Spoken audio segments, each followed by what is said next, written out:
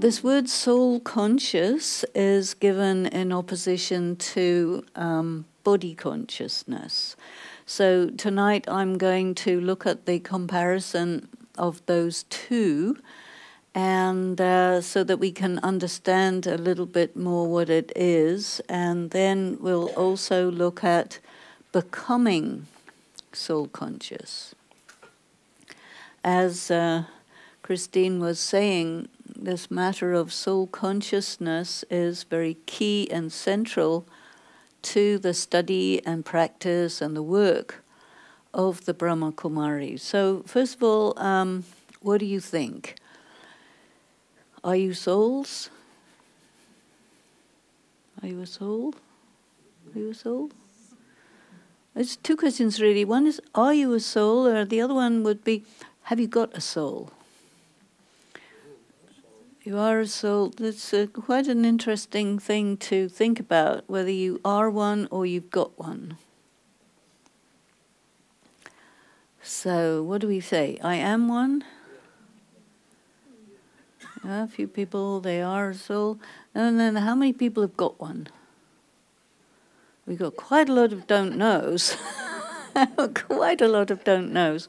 Okay, so let me talk a little bit more then in that case about how we in Brahma Kumaris have learned what the soul is. And you know that from Christine, I've done a lot of work on the Gita, which talks about the soul quite a bit. And so there's a number of criteria that must be fulfilled in order for something to be a soul. And first criteria is that it is not material. Our bodies are material, right? And they are also temporary. Everyone got born at some point, you know, you all have a date of birth. You don't have a date of conception, because nobody can figure that one, but, you know, when you got born, that can be written down, and the hour, even the minute. And you have a date of death, which is not known until it's over. And then the soul outlives the body. So the soul actually will leave the body and continue. So there is, before birth, the soul is there, and during life it is there, and then after life it's also there. So a soul is deathless, endless, beginningless. So this is also quite a deep thing to think about.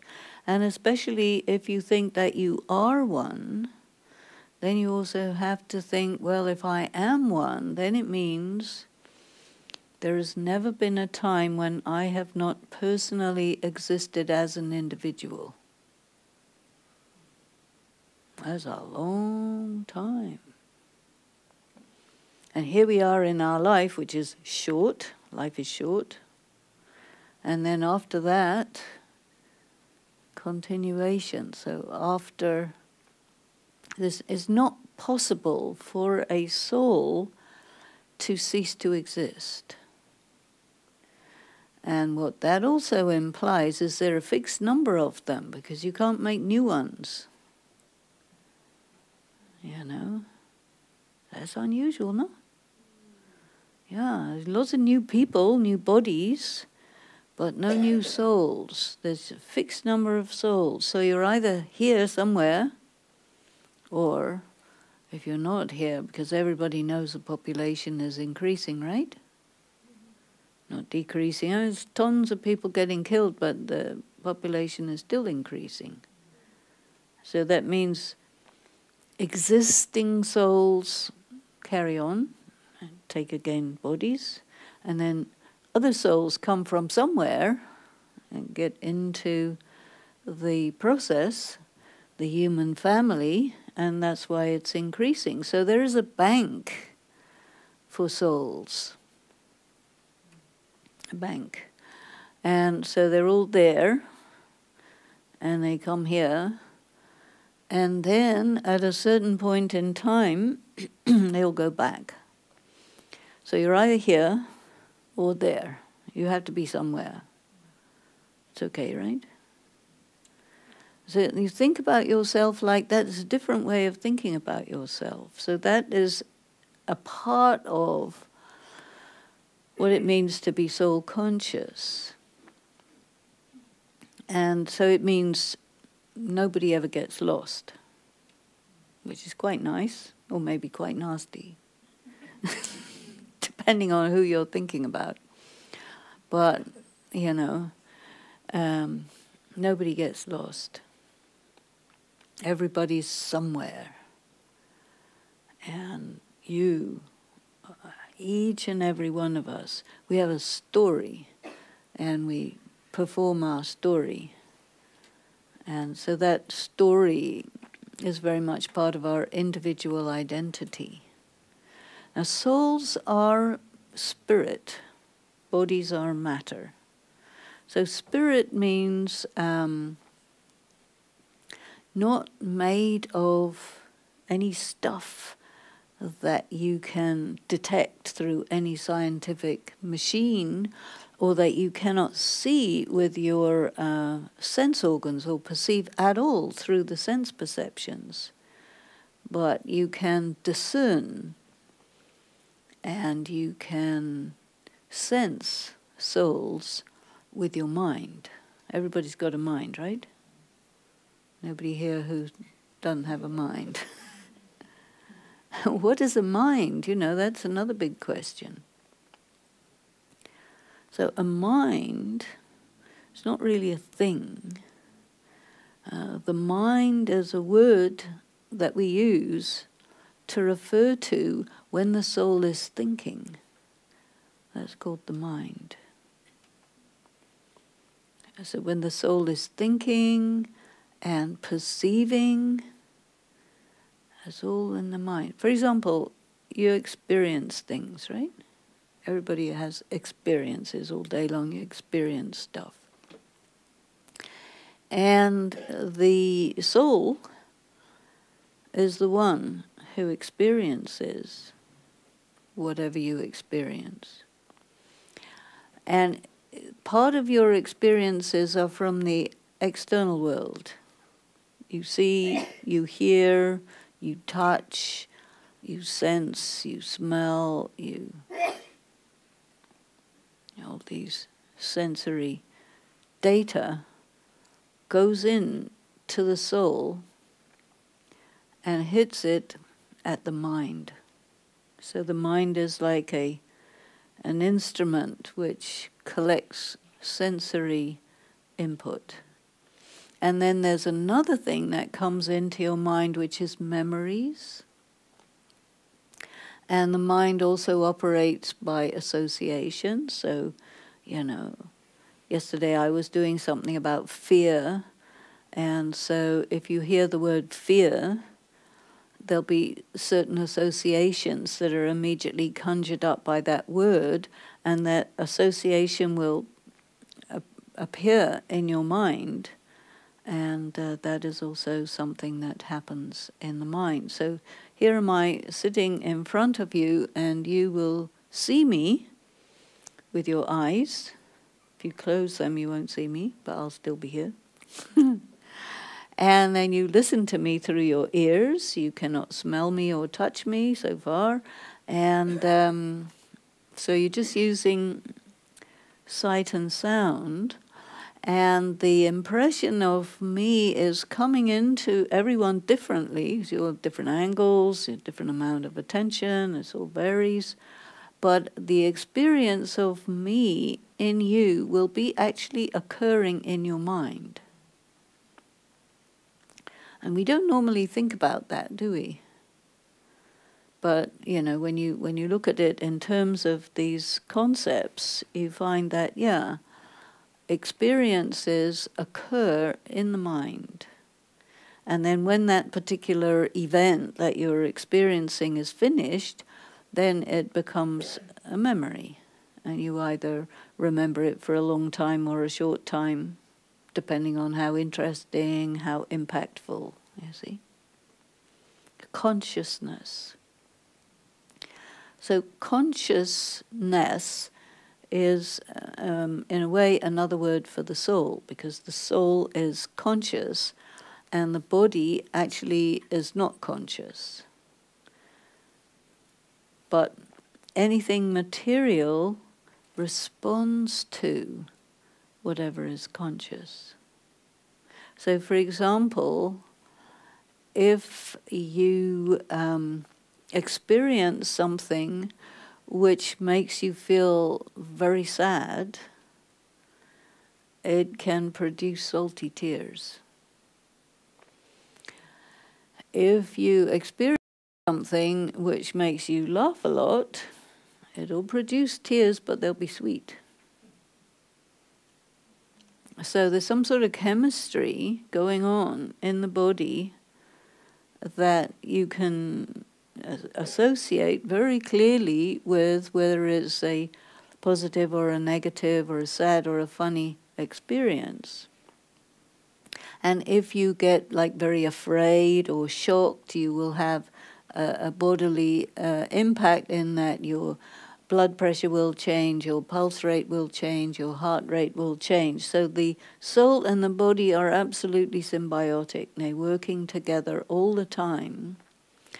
And part of our study is to dissect all this and see what is doing what, and how does the soul and the body work together, and then to identify the self with the conscious part. What do you think? Does that sound right? Are you a body? Or do you have a body? You have a body, right? And you got it at some point, and then you have it, you're enjoying it or not, as the case may be. And then after some time, it ceases to function adequately, and then the soul will leave the body, and then when the soul is not in the body, then we say, there's a dead body. You see, so the life, or the animating force, is the soul. And then we say, that's me. I animate this body. I see through these eyes. Your eyes don't see. You know. You need them. They're instruments for seeing. But they're like cameras. They don't take the photograph. You take the photograph. You decide, I look over here or over there or whatever. So your focus of attention is something that is decided by the conscious self. So I, the soul, decide to look at this person for this amount of time, for whatever reason, you know. So we go through life doing all these things, but really not very consciously. And when we are sort of not conscious of what we're doing, we are what I call down on the material level. So I use the word down and up. So when you are very aware of yourself as a soul and you pull yourself up to a kind of higher level of consciousness, that we might say that's more soul conscious. You see what I'm saying? But these are very subtle differences, and language, doesn't matter what language you speak, but language was created by people in the consciousness of the body.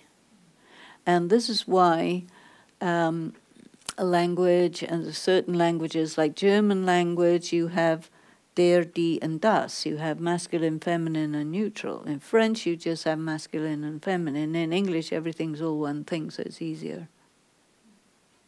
But, you know,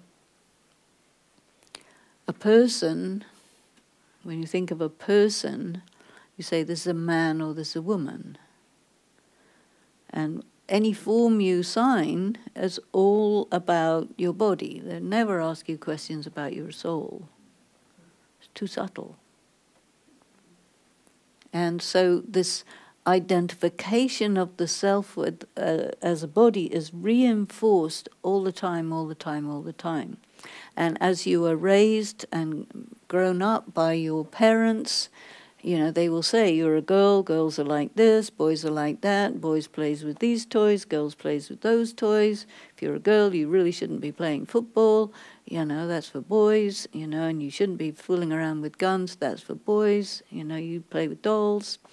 And all of this is to prepare you for a fixed type of adult life, which you may or may not be interested in. But this conditioning is there because this is the way the leaders, social leadership sees, because everybody likes continuity. So they will say, you get born, you go to school, you do this, you do that, you get some education, you get married, you have children, and the whole thing goes on indefinitely. And what is the meaning of life? We don't know. But some people, they say, no, I'm not going to do this if it doesn't have any meaning. And they may suicide. There are people who do that, you know. So the world likes to protect us from such extreme measures by saying the meaning of life is your kids and your husband. Then if they're not there, then you say, okay, I need some other meaning. Okay, your career. It's boring. Okay, you know. So we have to have a lot of imagination and creativity to try to find out what is the meaning of my life. But it is a question that arises time to time, no? Sometimes, not all the time, but sometimes you say, you know, does my existence have any meaning? What am I for? Or sometimes people want to know what is their purpose. Then you also hear this expression, higher purpose. Do you like this expression? Higher purpose? A lot of people like to have a higher purpose, you know, because just eating, sleeping, reproducing is not, you know, any different from animals. And humans are supposed to be something different, you see. So what makes us different?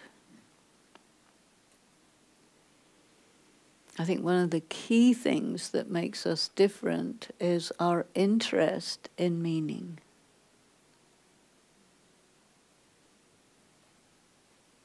And one of the things that is said for the purpose of life is happiness. Do you like happiness?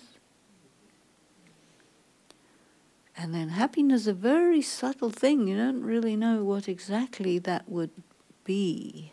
Another word for it, which I think is quite a useful one, is fulfillment. Do you like this word, fulfillment? So what is it that makes you fulfilled? There has to be love. There has to be depth. There has to be a sense of wonder. Things like that, you know? And achievement.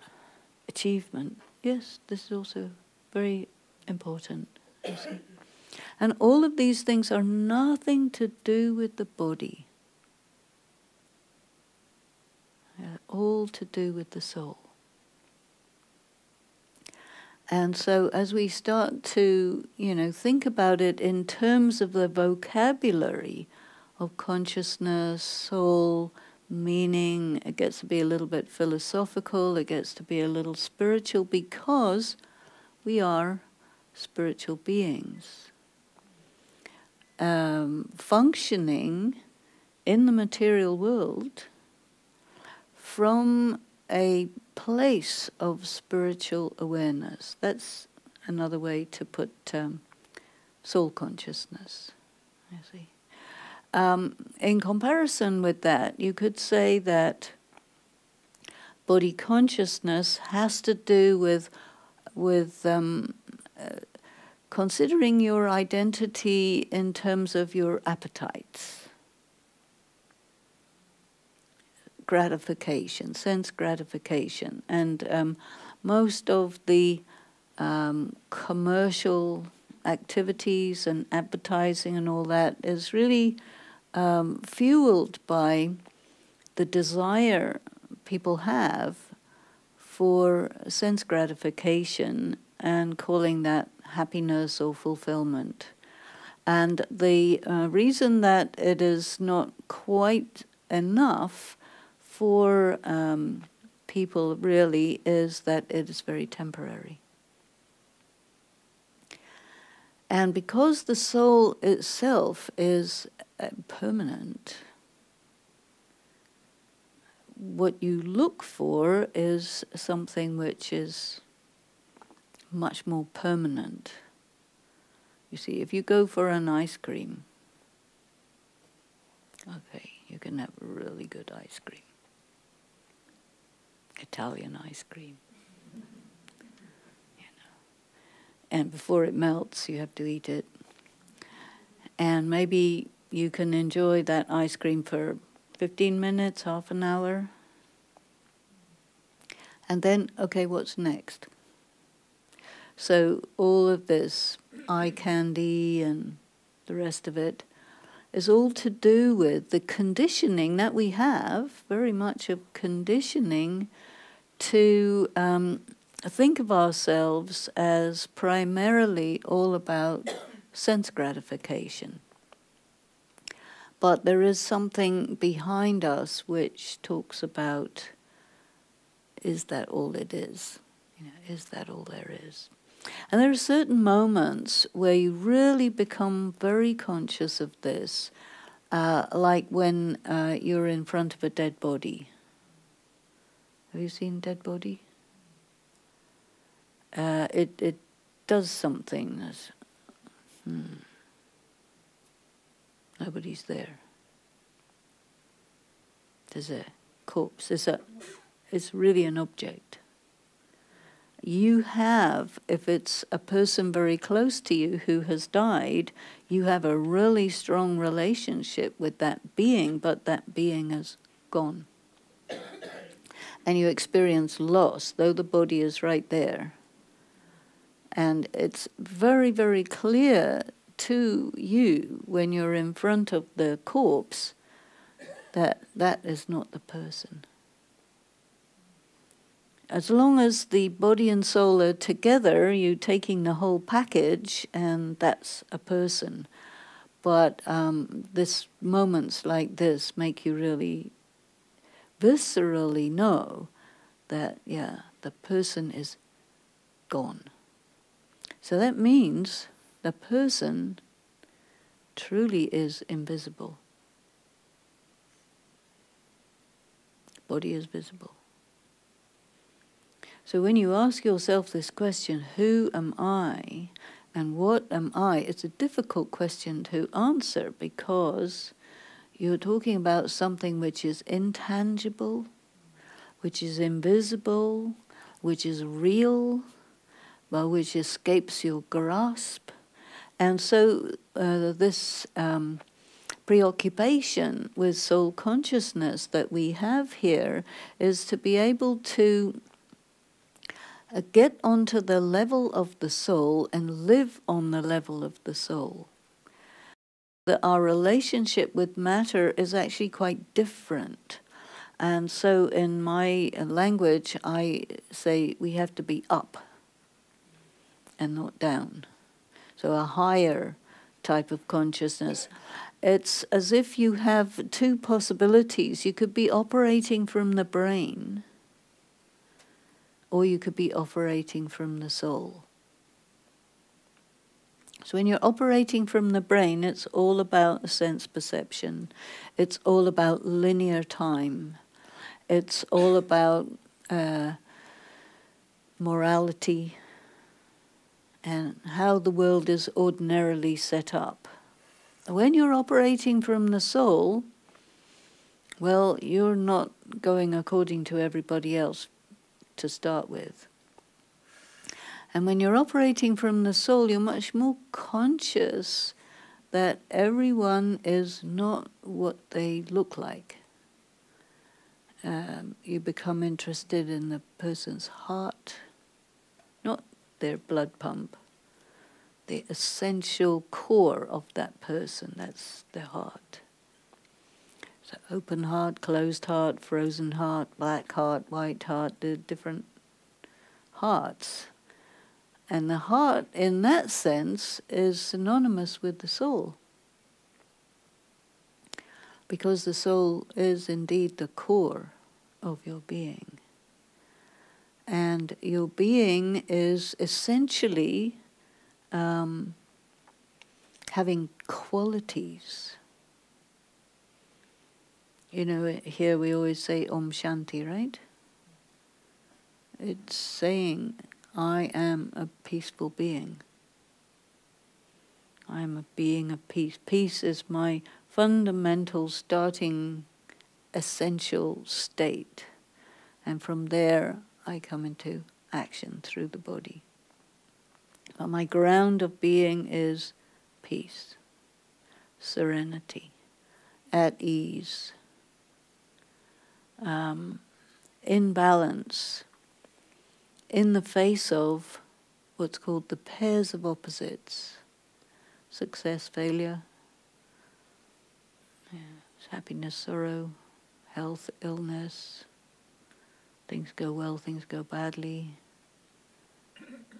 wealth, poverty, all these things that we swing one side and the other, but if you are a soul at peace, it means that you have gone to another level where those pairs of opposites are not pulling you and swinging you one side or the other. And then you start to be aware about and maybe interested in the laws of spirituality, which are rather similar to the laws of physics. They're not somebody made them up, but they're natural laws that you have to discover.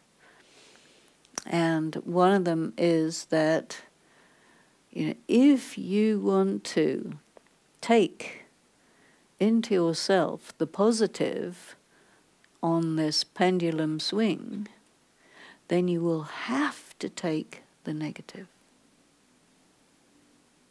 That's the law of spirituality. And so in the face of that law, you have some options. And one of the options is to transcend, to go to a higher level so that you become a person who is in equanimity in the face of success, failure, that you are not pushed and pulled by those things, but you are the own self, the independent master who is also like a detached observer. Okay, you win some, you lose some. But we will never say, I am the success I just got. In body conscious you might. I am the number one, but for how long? There's a time limit on it, always, you see. So one of the things that you do in spiritual practice is that you aim to get yourself into this state of consciousness where it's as if these things are below, you're above, detached. Okay, success, very nice. Failure, okay, no problem. It doesn't move you. This is, you can say, soul consciousness. So it's a very steady state. A soul-conscious person is a person of love. We like love. Everybody likes love. Very, very few people have the quantity of love to be able to love everyone. That's difficult. It's a big power. Love in the sense that you are having good wishes for everyone. Not good for these people and not those people. That's not love, that's partiality. Why is a person partial? Quite honestly, because they don't have enough inner power to spread that in a full and general way, because it's a lot of energy to extend your love without limit. It's a lot of energy. But the soul actually has that potential. So when we are studying about soul consciousness, we're also looking at, okay, the meaning of being a soul in your full potency is you are a being of love. That also means that the thoughts, and the soul produces thoughts, right? So the thoughts of a soul, conscious soul, are positive. Why positive and how positive is that when you look at a person, you do not see their body, you see their soul. Or you see them, the soul. You see what I'm saying? Or you see their heart, you see their core. Otherwise, normally people see what color a person's body is, it's big or small or fat or thin or, male or female or whatever that is, and you will see the person in those terms, which means that what you're seeing is their covering, but you actually don't see that person, you see. And to get to know a person takes time, right? But when you develop soul consciousness, it also enables you to, go right through the masks. We have many masks, and you go through the masks and see the core and relate to the core. That's a very nice way to be. And you see the essential characteristics of the person, and you appreciate them, you love them, because you see the real stuff, So this is also part of soul consciousness. Then also we say the soul is pure in its essential original condition, because the soul is mutable. It changes. And some people think the soul is unlikely to change, but no, it changes. It changes from strong to weak. Conscience is also in the soul. Everybody has a conscience, right? We don't always talk to it or listen to it, but it's there somewhere. And is a very, very important part of the soul, because this is your guidance. So it's a aspect of the soul that will let you know what's right, what's wrong, what's good, what's bad, what's real, what's not real, what's a good idea, what's a bad idea, what's worth it, what's not worth it. This type of thing is indicated to your being, to your heart, by this instrument which we call conscience. A very good thing. But some people don't really, or sometimes you even hear it said this person doesn't have a conscience, right? Because they're doing things that you would never do, or that you wouldn't want them to do, but they're doing anyway. And even if you think of yourself, sometimes you do something against your own conscience, right? It's just normal. And why would we do that? It's kind of strange, no? When you do something against your own conscience, it isn't because you became bad, but weak. Do you think? Because when you're in your power, then you wouldn't do that. But it happened in a moment of weakness, right? And then you say, oh, terribly sorry, or make amends, or something, to try and rectify it, or else your conscience bites, it's got teeth. And you feel, I think we all feel better when we have a clean, clear conscience, yeah? And you have a lot more self-honor. Clean, clear conscience. You're much more powerful when that's the case, you see. So when the soul is weak, these things happen. And so why we meditate is to actually empower the soul, or for the soul to draw power into itself so that the soul can function true to itself. I say it, because there's no pronoun for a soul. We have he for souls in male bodies, and then we have she for souls in female bodies, and we have it for chairs that don't have souls.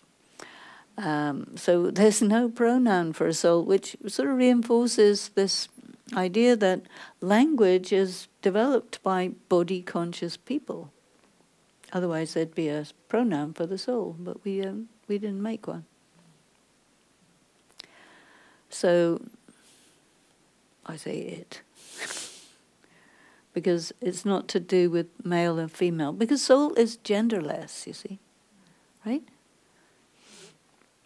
Your body has a gender. And the soul is definitely influenced by the body.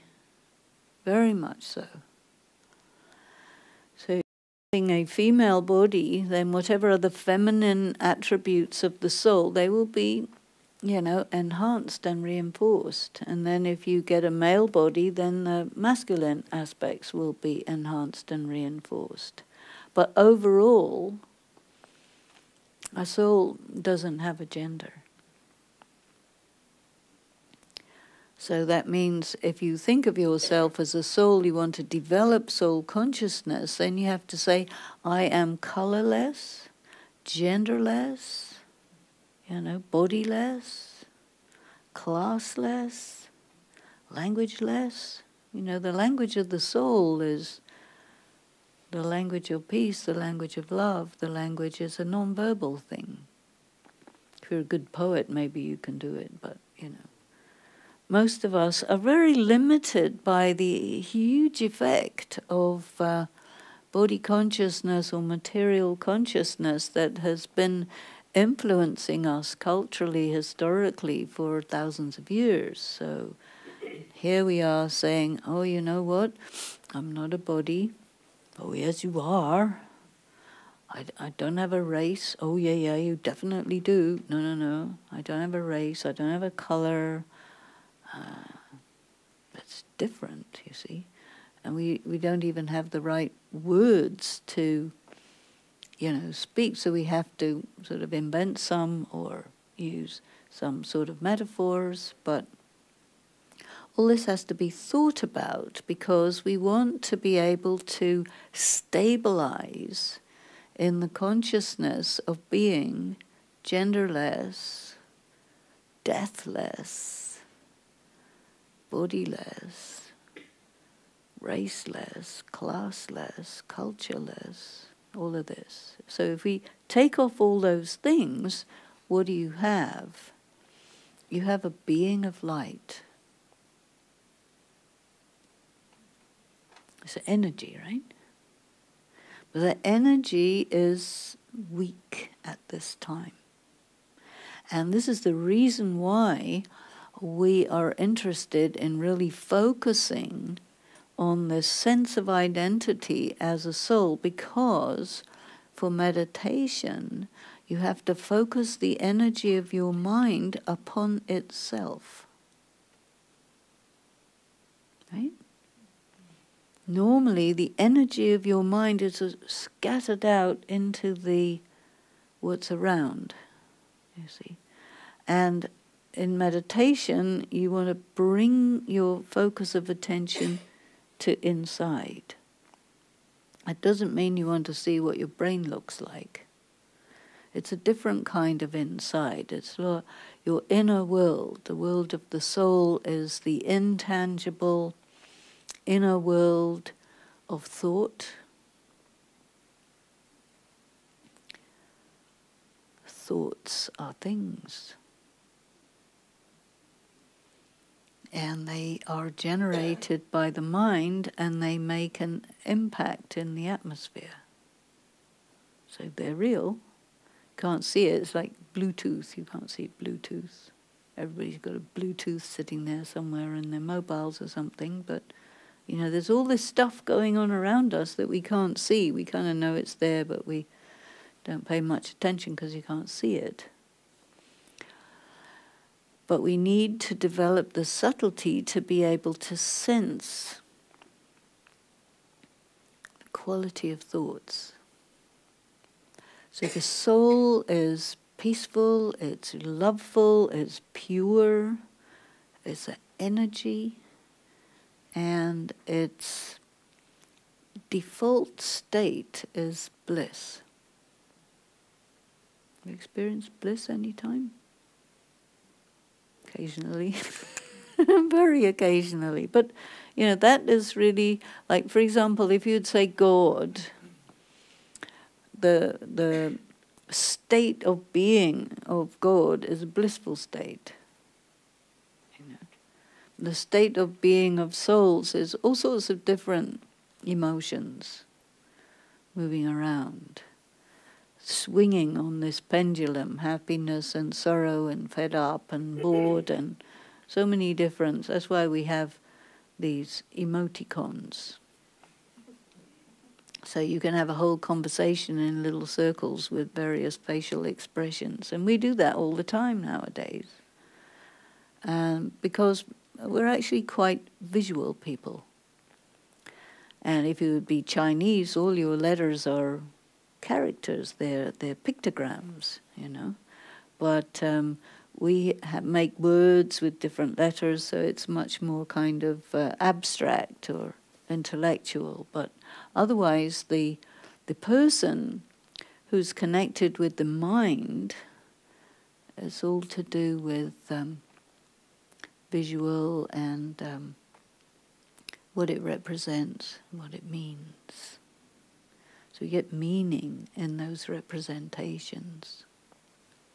So when the soul is weak, then those original characteristics of purity, peace, power, love, bliss, they're missing, or they're weak, or they're empty. And then the space which is left by the loss of those energies or those characteristics is filled by what you could call dark energy. So when you're empty of love, then you're needy, jealous, maybe hate, maybe anger. Different negative emotions fill up that empty space.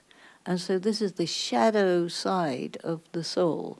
And it causes us to do things which are against our conscience. And then these things have consequences, which we also don't like, but we can't avoid. And then we say, we need explanation. What's going on, right? So this is why we have this kind of school where you learn about these things. And so the most important thing for a soul who wants to be soul conscious is need to take power. And the source of spiritual power, we call that God. And so what is God? Neither a he, nor a she, nor an it. That's another problem of pronouns. A very powerful being of light who is always full of what we are empty of. So that's our source. We have to be able to connect with that source. Like if you want to charge up your mobile phone, you have to stick it in the electricity. And it won't charge up by just looking at it. It's not going to work. Maybe we can get solar-powered cell phones one day and just show them to the sun. But it's still, you're taking energy from a source. So meditation is really this. We have to bring ourselves from this lower state of consciousness, material state of consciousness, up to a higher level, where we are really conscious and feel, I am genderless, I am bodiless, I am raceless, I am cultureless, I am languageless, I am a being, a pure, peaceful, powerful, loveful being of light. And then you have to get to that, if you go up, you kind of can. And that there you're able to experience all of time all at once. Past, present, and future. It's like you go on that dimension where you can see it all at once. That's nice. Then you're no longer in sort of chronological time. You're in a different kind of time zone. Subtle, but on the soul level, because the soul is eternal, soul has a different relationship with time than body consciousness is very linear. Soul consciousness is more circular kind of time. Eternity, you've seen the picture of eternity, it's like a figure 8 sitting on the side. And then you can also see what we call the three worlds. You're quite well aware this is a material world, but then you're also able to pull back from it and understand the world of thought. Thoughts are non-material, and they have a power to become something. You think, I will have a cup of tea, then you go and make one. But it has to begin with the thought. Or you think, oh, I'm going to kill this person, and then your conscience says, well, I don't think that's a good idea, I shouldn't do that. Well, but I want to. You may want to, but the consequences, I don't think you would really, So you get this battle inside between what the emotions want and the conscience says, don't do that, really pay attention. Sometimes we don't listen, but we mostly have to. So you want to be away from that. You want to be in your power, and you want to be true to yourself. Is it right? And so to be true to yourself means you have to be true to, I am pure, I am at peace, I am a loving being, I am powerful, I am blissful, I mean something, and I'm here, and I'm good. And you really are. And I'm not this body. So you bring yourself up, and then you're on the same dimension as God. See, where is God? Not here, but on a higher level. So we have to go on that higher level. We call that higher level soul consciousness. So first we have to become soul conscious and stable in that. And that takes years and years of investigation because, what is really a soul? Am I really soul conscious? Am I doing this right? Do I understand what this is? All these questions, So we have to go through that and experiment, and we do. And when you get on that level and you make contact, what happens when you make contact with that energy source is some sort of lighting up, right? Because the current flows. So this is the indicator that you're making contact. This is why we call it yoga. Yoga means contact, connection between something else, not exercises. That's really the meaning of yoga. So the yoga is, you come into soul consciousness, you connect with the Supreme Source, and you draw power into yourself to become full, which is a kind of fulfillment. And you take, how much love do you need? How many tons? Liters, thimbleful, you want a lot, right? Because what is the capacity of your soul? You can't really tell until you start taking it in. And take in power, take in love, take in peace, take in purity, take in bliss, take in all of these things, and you become more like your real self. Because when you feel empty and depleted and exhausted, it doesn't feel good, right? So many people are experiencing being overextended, tired, doing, not enjoying. You see, it's a weak state, and we don't really like that.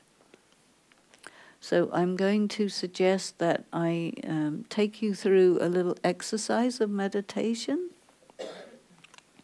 to practice this process of bringing the self into soul consciousness, so that we can then connect and draw the power into ourselves. And there are lots and lots of things I didn't tell you about the soul, because there's so much. But one thing that I must tell you is, where is your soul in your body? Not in your elbow. Where do you do your thinking? Somewhere up here, right? So this is where your soul is sitting, somewhere in the middle of the forehead, somewhere. And from there you look through your eyes, you listen through your ears, you smell through your nose, you touch through your fingers, like this. And so just sit. You can be with closed eyes or open eyes as you wish. This picture behind me, there's a small point of white light in the middle. You can focus on that. That's also good, because being focused is a very important part of meditation. It's about being concentrated. In body consciousness, we get very distracted. If you close your eyes, you actually defocus your mind. So some people like it better closed eyes. But anyway, it's up to you. So, first of all, just feel the energy of your being throughout your body. Just feel it.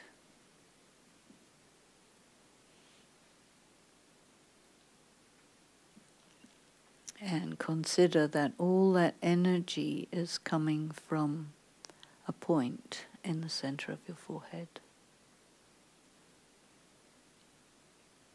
It's the animating force that animates your body.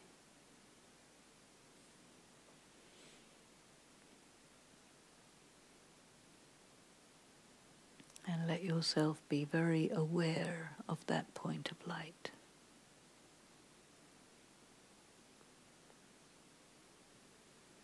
And even draw your sense of self, your energy, draw it, concentrate it into that point of light.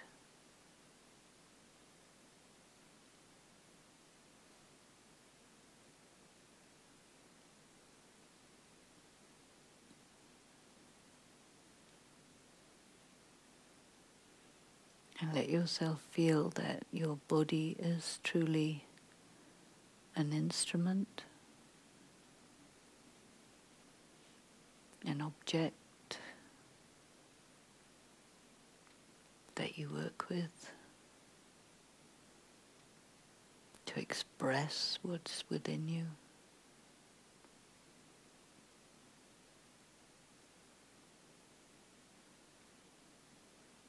And to experience the material world.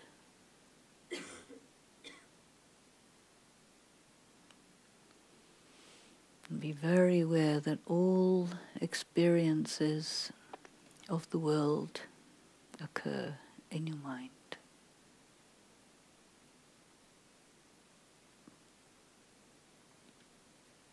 Be very connected with your mind.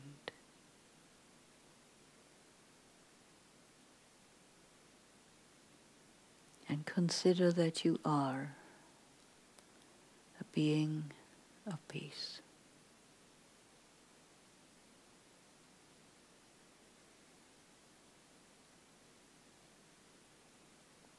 Independent of your body.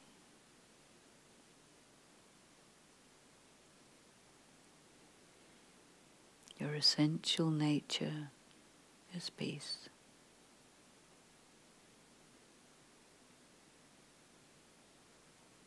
And you are light.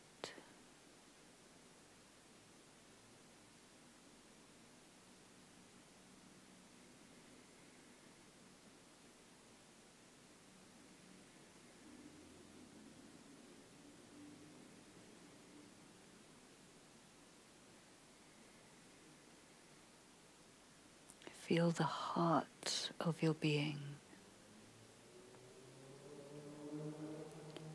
A golden heart. A loving, pure, white heart.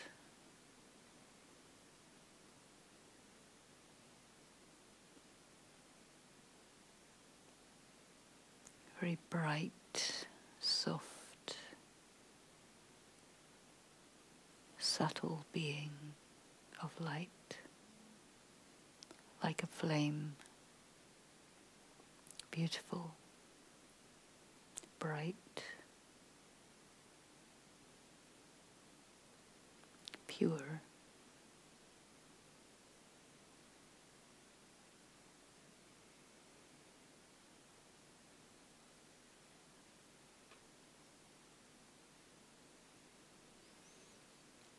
And become aware of a powerful presence not far away from you.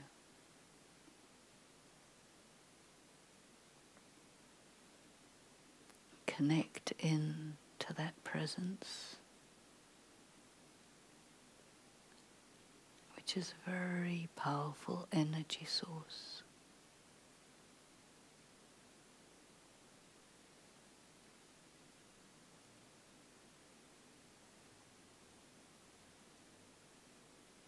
It's the mother, father of the souls.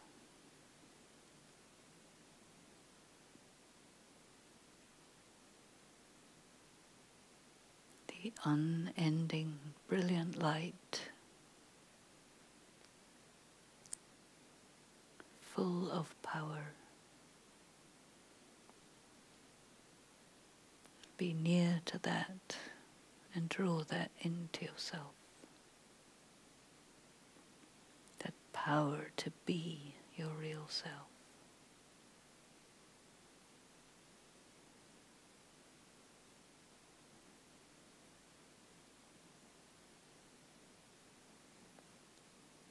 Feel yourself stabilizing on a higher level.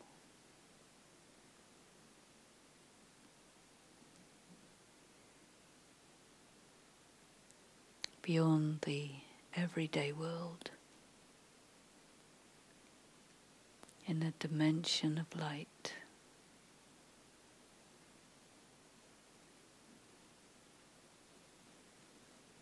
Really feel your power,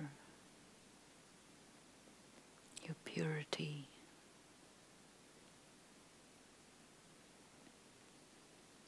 And as you get very stable, you begin to taste the bliss.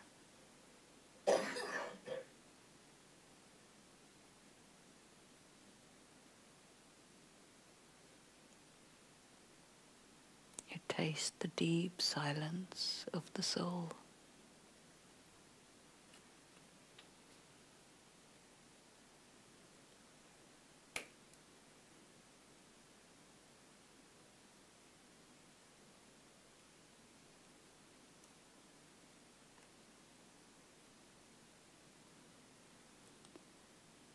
Then let yourself gently reconnect with the everyday world.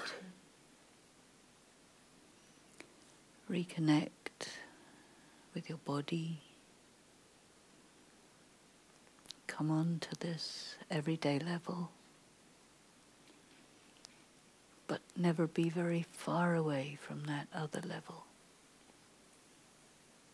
So you can go back to it any time.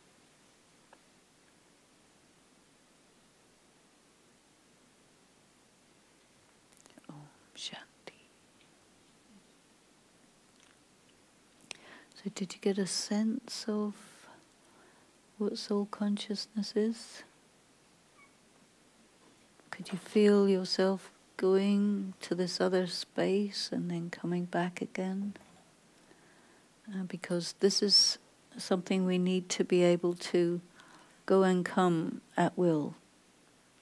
And the more we spend time in that space, the more we can pull, the energy, the love, the peace, and then we can function much better in this material dimension. Yeah? So we have a little bit of time if anybody has any questions, but very often after meditation nobody has any questions because you're in a different place. But you may have something. Will you practice this? You can remember the things I was saying, you just say those things to yourself. And then go on that dimension. Yeah? Did it make sense to you? Good.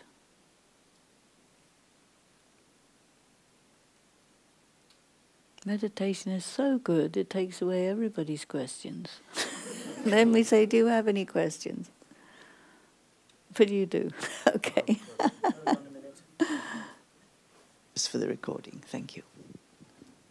Thanks. On BBC News today, it talked about 25% of young women having mental health issues. Yeah. And when I was reading that, it made me think about the impact of social media and the impact of, international brands and,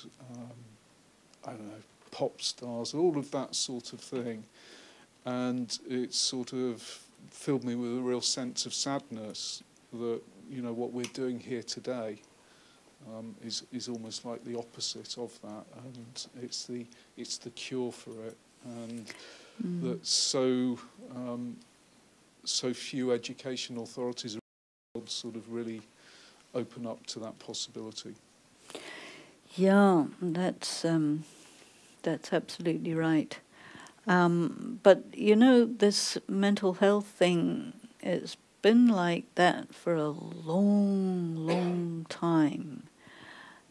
But it's getting talked about, or not all the time, but today. But there are other statistics. I've been working on some stuff over many years, and in around 1995, which is a good long while ago, there were statistics being bandied around like 94% of women have been molested, assaulted, raped, harassed by the age of 13 by people very often in their own family over the age of 18. And that also affects someone's mental health, someone's emotional stability, and so on. So we live in a culture globally where, all of us, men, women, children, animals, everything, is sort of at risk and targeted by all kinds of things you mentioned, social media and so on. So just being alive is not easy. And we need so much strength just to get through the day, you know. So it's really good while you're still in one piece to reinforce the self with a daily meditation. You know, we do daily meditation, morning time, evening time, in between time, because we really feel that, you know, you meditate, you take power, you use it, dealing with the life. And so you want to take, as far as possible, you want to take more than you use so that you can accumulate a background power, like a kind of capital, so that you're able to deal with when really big things hit. And when you hear about statistics like this and you look at yourself and you think, you know, am I one of them? Or do I know some like that? Or do I have some like that in my family? And a lot of it has to do with love. The culture from the First World War onwards discourages love. You might also have seen that there was a little boy who was beaten to death by his older brother because his mother decided that that should happen because he didn't want to do his homework. Today, in the newspaper in France. And then in France, they're having a law against smacking in the house. It means violence is pandemic in the home and in the workplace. And you know, violence is a sign of weakness. You see? It's symptomatic of the soul is really depleted. It's a reaction, you know. People come under different kind of stress. Otherwise, if you say to any mother, do you think you should get your child beaten to death? They'd be horrified, right? How many of you are mothers? There's quite a few, right? Yeah. I mean, what is this? So the circumstances that we are in, I think it's very difficult. People don't even know how to love. Yeah?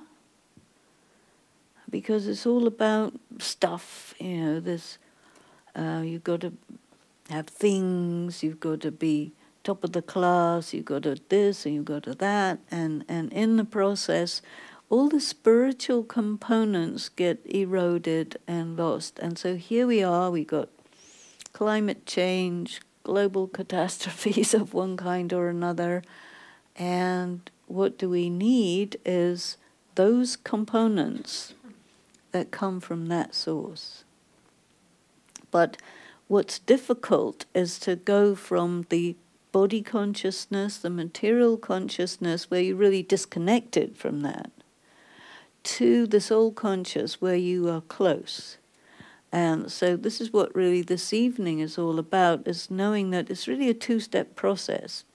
First, we have to bring ourselves up to that higher level of consciousness and be in the awareness of I am the soul, and really think about what that means and stabilize the self in that feeling. You got the feeling in the meditation, right? Very pure, peaceful, subtle, light state, you know, because everything about the world is bringing you down. So you have to resist that and then make the connection, pull the power. And it's very subtle. So here we practice it, we teach about it, we study it on all these things, so that we can protect ourselves and maybe even create, you know, you create an atmosphere when you do this. And so when you meditate at home regularly, you're going to create an atmosphere in the home so it becomes like a protective place. And that's really nice, because even if you go out in the world, but you can come home to a spiritually nourishing place, because you're sustaining that atmosphere with your meditation. And you can also, if you sit somewhere particular at work, you can, create an atmosphere there. And people will like to come and sit there because oh, it's nice here. I like it here. It's nice here. What's nice about it is a good feeling, because it corresponds to the soul. And the soul is hungry, suffering, all of this, So we have to care for ourselves and then try to build it so that it can be extended to other people, because not everybody is going to sit down and learn how to do this. There's a few people who will do it, but then once you know how to do it, to extend it is a good thing to do. Yeah.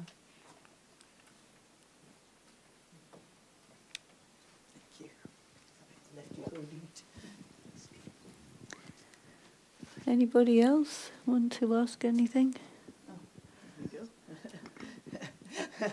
Hi. Hi. Why not? Could you expand a little bit on the difference between conscience and conditioning of like the law of the land, your spiritual upbringing? Because sometimes we say someone doesn't have a conscience, but is it necessarily their conditioning? So just a little bit on that.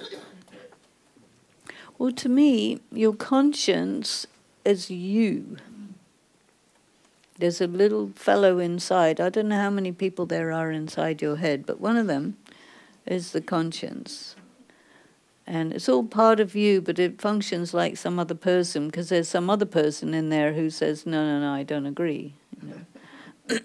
So there's different bits of you having different ideas. But the conscience is definitely what we also call in Raj Yoga, we call the intellect.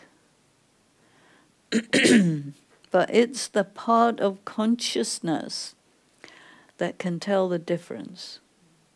The mind, I'll give you a little experiment, do not think about a green apple. What happens? Think about a green apple. So the mind doesn't know yes or no. But the conscience is about yes and no. Do it, don't do it. It's okay, not okay. Conditioning is my pet hatred. There's all these ways that you're supposed to be, right? Who decided that? You have to be like this, you can't be like this, blah, blah, blah, right? Finger-wagging people. So it creates a lot of confusion. And you will find from time to time that some external moral authority will say, you have to do like this, and your conscience will say, no, that's not right. I'm not going to do that. So I think the conscience is connected with the soul, you see, and the soul will know what's right and not right. And the conscience is the instrument for articulating that. And then these other people who give you this other message, how did they come up with that? First of all, body conscious. Second of all, it's usually the elite group of any particular society that will define all these things. 1,000 years ago they were doing that. And then they leave it in the tradition and they say it's always been like that. And therefore, your conscience is not reliable. Listen to us. And then, you see, when you come into spiritual practice, you say, not going to. Who are you? Who are you? Oh, well, we're just people who get away with things. Not anymore. So I think, when you really empower yourself spiritually, you give a lot of credibility to the voice of conscience. And even if those guys tell you that your conscience is not reliable, you say, have a nice day. My conscience is just fine. Go away. You know, don't say it out loud or they will give you what for. But but it's another area of conflict. And there is really a conflict between matters of the soul and matters of materialism. And this external moral authority is usually telling you messages that's convenient for themselves and not necessarily in your best interest, and you have to get that.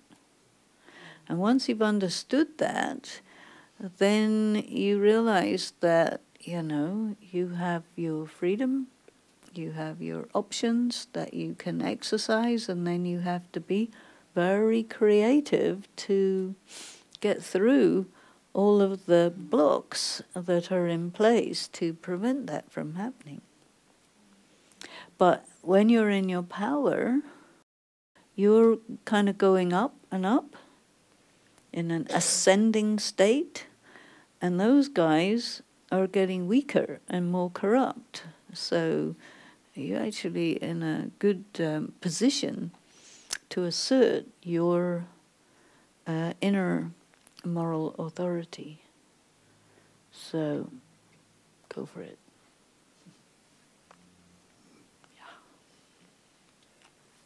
Okay, I think this might need to be the last question, but as I said, Denise is going to be downstairs if anybody would like to talk to her downstairs. Great. Thank you. Sorry, you can go for Esther. I was thinking one of the nasty things about, let me rephrase that, one of the tricky things about address. Go ahead. Addressing one's conscience, listening to one's conscience and not doing that which is required of one is whistleblowing.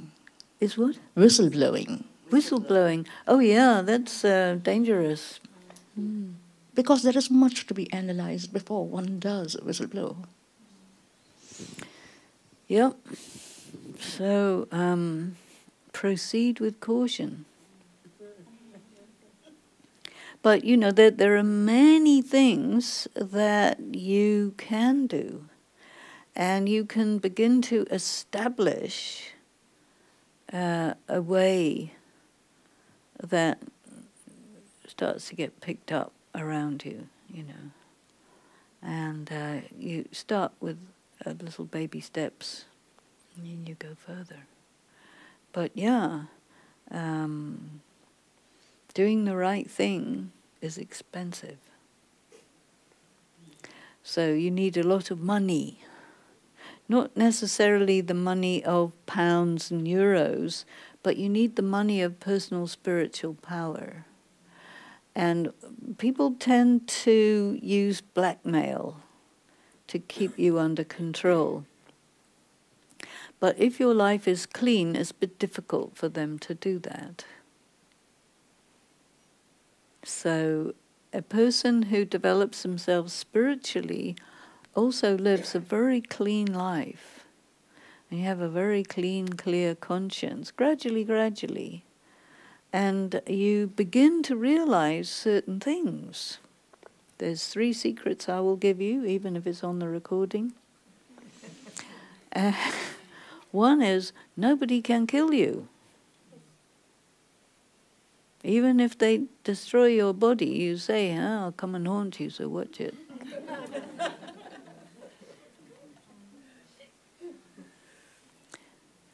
Nobody can corrupt you. And nobody can break your spirit. And once you know that, you're not cowering in a corner anymore, you see. So there's a lot, you know, that can be done without exposing yourself to being, you know, framed and all of that. which is what normally happens to whistleblowers, because you have to see what you're up against, understand what you're up against, and really take a look at your options, and do not do something that's going to result in you getting eliminated, because it's a waste of time. You do something in such a way that you make inroads and you get things clarified. You set standards, you know. And there's a very important thing that Schopenhauer said. Schopenhauer's a German philosopher. And he said, for people who want to be different, at first the other people will ridicule you. Okay, you get through that and you still persist in your being different, then they will oppose you violently. And if you can get through that, they'll say, yeah, we all knew it was that, you know. And this is useful to know, because it's all about getting through these processes until you become the one who sets the norm. And so, you know, to have persistence and perseverance and patience is really good for this sort of thing. And so one has to be kind of off the radar, low profile, get yourself powerful, keep going, and sooner or later, one fine day, oh yeah, this is how we should do. Good, thank you very much, let's go. Like that. So don't allow yourself to get disheartened.